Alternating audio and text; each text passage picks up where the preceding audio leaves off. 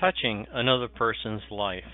One day, a teacher asked her students to list the names of the other students in the room on 2 sheets of paper, leaving a space between each name. Then she told them to think of the nicest thing they could say about each of their classmates and write it down. It took the remainder of the class period to finish their assignment, and as the students left the room, each one handed in the papers.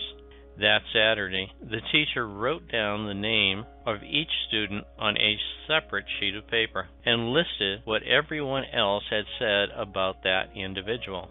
On Monday, she gave each student his or her list.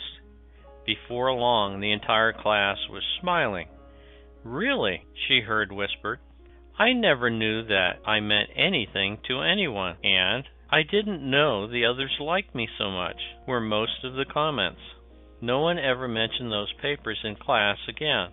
She never knew if they discussed them after class or with their parents, but it didn't matter. The exercise had accomplished its purpose. The students were happy with themselves and one another.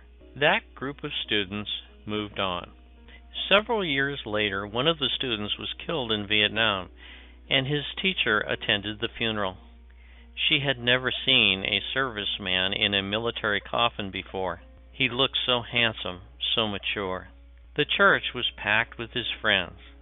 One by one, those who loved him took a last walk by the coffin.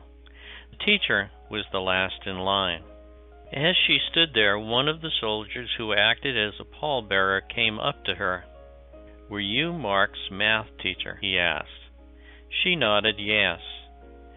Then he said, "Mark talked a lot about you." After the funeral, most of Mark's former classmates attended a luncheon in his honor. Mark's mother and father were there and obviously waiting to speak with his teacher. "We want to show you something," his father said, taking a wallet out of his pocket. "They found this on Mark when he was killed. We thought you might recognize it." Opening the billfold, he carefully removed 2 worn pieces of notebook paper that had obviously been taped, folded, and refolded many times. The teacher knew without looking that the papers were the ones on which she had listed all the good things each of Mark's classmates had said about him. "Thank you so much for doing that," Mark's mother said. As you can see, Mark treasured it. All of Mark's former classmates started to gather round. Charlie smiled rather sheepishly and said, "I still have my list. It's in the top drawer of my desk at home." Chuck's wife said, "Chuck asked me to put it in our wedding album." "I have mine too," Marilyn said. "It's in my diary."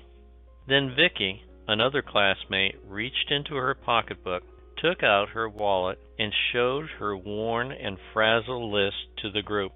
"I carry this with me at all times," Vicky said without batting an eyelash. She continued, "I think we all saved our lists." That's when the teacher finally sat down and cried. In today's reading, we see Jesus reach out and touch a deaf man who also had a speech impediment. Just like our teacher, Jesus had changed this man's life forever. Imagine waking up one day and realizing you couldn't hear a sound. Imagine not being able to communicate. You speak, but you are not understood. How could you hold a job? Through Jesus' compassionate touch, this man's life was restored, and he was again made whole.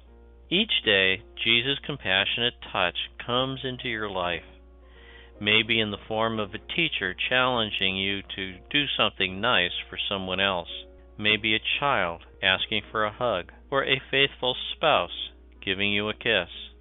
They are all examples of God's love being transmitted through others who touch your life in subtle but meaningful ways. It is now your turn to be God's hands working in our world. Who will you encourage today? Who will you help? Who will you compliment? Who will you reach out and touch in a demonstration of Christ's love today?